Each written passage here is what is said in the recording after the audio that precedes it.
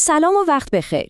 توی تحلیل امروز میخوایم بریم سراغ یه موضوع فوق‌العاده مهم و کاربردی. اینکه چطور میتونیم از هوش مصنوعی برای نوشتن اسناد و لوایح حقوقی حرفه‌ای و با کیفیت استفاده کنیم. اگه آماده اید، بیایید با هم شروع کنیم.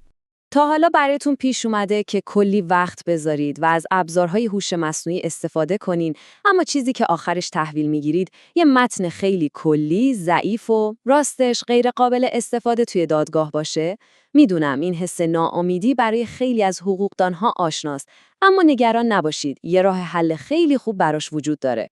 مشکل اصلی دقیقاً از کجا شروع میشه؟ ببینید خیلی از وکلا و حقوقدانها دارن سعی میکنن از هوش مصنوعی استفاده کنن، اما ته دلشون حس میکنن خروجی که میگیرن اونقدرها قوی، دقیق یا حرفه‌ای نیست.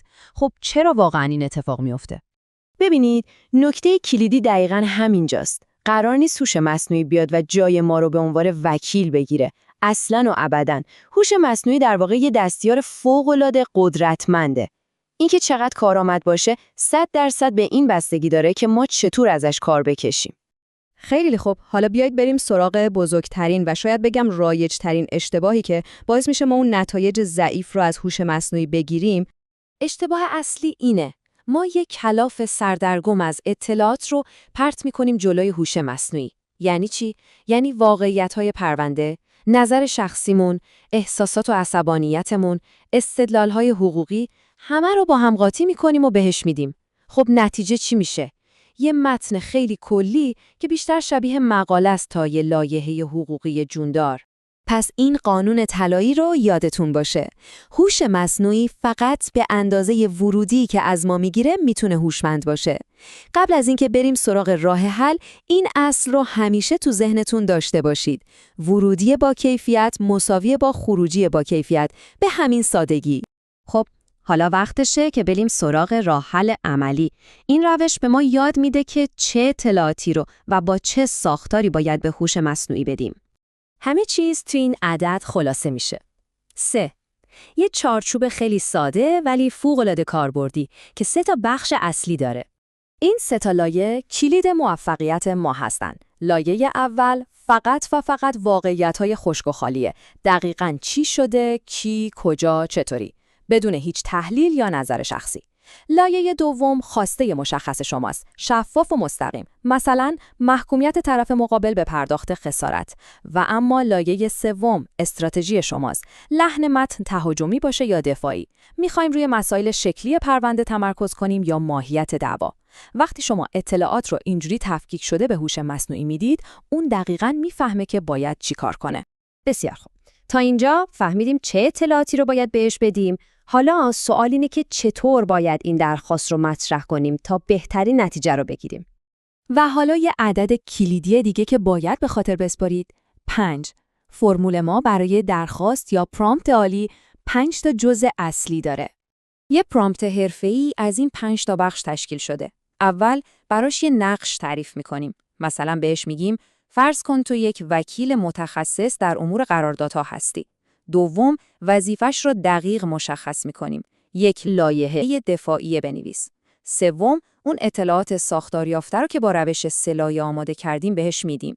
چهارم، براش محدودیت میذاریم، لحن کاملا رسمی باشه و به هیچ وجه اطلاعاتی از خودت اضافه نکن. و پنجم، فرمت خروجی رو مشخص می‌کنیم. مثلا میگیم متن رو با این ساختار به من بده. مقدمه، شرح وقایع، استدلال حقوقی و نتیجه گیری. اگه حتی یکی از این 5 تا نباشه خروجیتون حرفه‌ای نمیشه.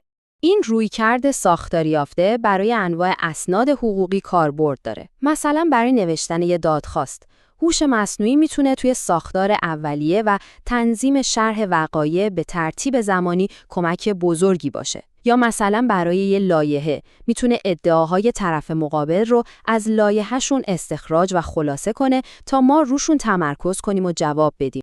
خیلی خوب، قبل از اینکه بحث رو جمع‌بندی کنیم، یه هشدار فوق‌العاده مهم وجود داره که باید تاکید میکنم حتما بهش توجه کنید. لطفاً این موضوع رو خیلی جدی بگیرید. حفظ اسرار موکل و محرمانگی اطلاعات مهمترین اصل کار ماست.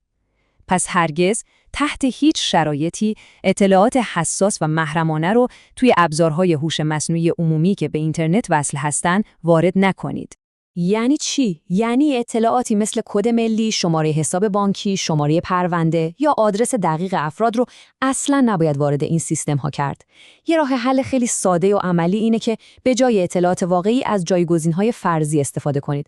مثلا به جای اسم بنویسید شخص الف یا به جای شماره حساب بنویسید X. بعدن که متن رو تحویل گرفتید خودتون اطلاعات اصلی رو جایگذاری می‌کنید. پس پیام اصلی اینه: هوش مصنوعی مثل یه شمشیر دولبه است. اگه ندونید چطور ازش استفاده کنید، میتونه خطرناک باشه. اما اگه اصولی و درست ازش کار بکشید، سرعت و کیفیت کارتون رو واقعاً چند برابر میکنه. و در نهایت میخوام با این سوال بحث رو تموم کنم که کمی بهش فکر کنیم. درسته که هوش مصنوعی جای یه وکیل عالی رو نمیگیره، اما به نظرتون وکیلی که توی استفاده از هوش مصنوعی استاد شده، جای وکیلی که از این ابزار استفاده نمیکنه رو خواهد گرفت؟ این سوالی برای آینده حرفه همه ماست.